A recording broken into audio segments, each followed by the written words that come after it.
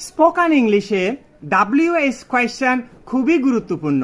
প্রশ্ন করতে, প্রশ্ন বুঝে উত্তর দিতে WH কোয়েশ্চেনের কোনো বিকল্প নেই। আজকে WH কোয়েশ্চেনের 5টি বহুল ব্যবহৃত কোয়েশ্চেনের প্যাটার্ন নিয়ে আলোচনা করব।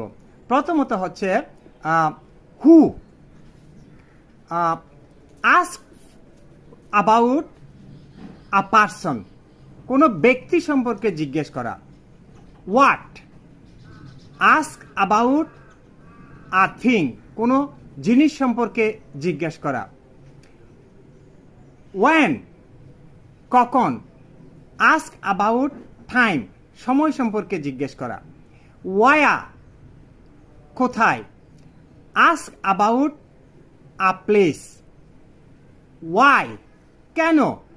আস্ক অ্যাবাউট রিজন, কোনো কারণ সম্পর্কে জানতে চাওয়া। আমাদের চতুর্থ এবং পঞ্চম শ্রেণী থেকে এই WH কোয়েশ্চেনের প্র্যাকটিসটা শুরু করা হয়েছে। এখানে প্রশ্নপত্রে একটা সিম্পল সেন্টেন্স দেওয়া থাকে এবং ওই সেন্টেন্সে একটা বিশেষ ওয়ার্ডকে নির্দিষ্ট করে আন্ডারলাইন করা হয় এবং সেইটার WH কোয়েশ্চেনের মাধ্যমে উত্তর আসে মতো একটা কোয়েশ্চেন দাঁড় করাতে হয়। যেমন আয়শা রিডস ইন ক্লাস 5, এখানে আন্ডারলাইন করা হয় আয়শাকে। তাহলে তার WH কোয়েশ্চেন হবে who reads in class 5।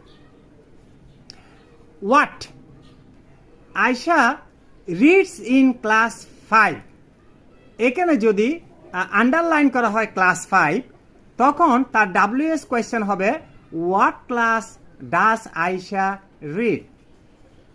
When, এখানে সেন্টেন্স দেওয়া হয় Ayesha gets up at 5 o'clock এবং আন্ডারলাইন করা হয় 5 o'clock। তো WH কোয়েশ্চেন হবে when does Ayesha get up.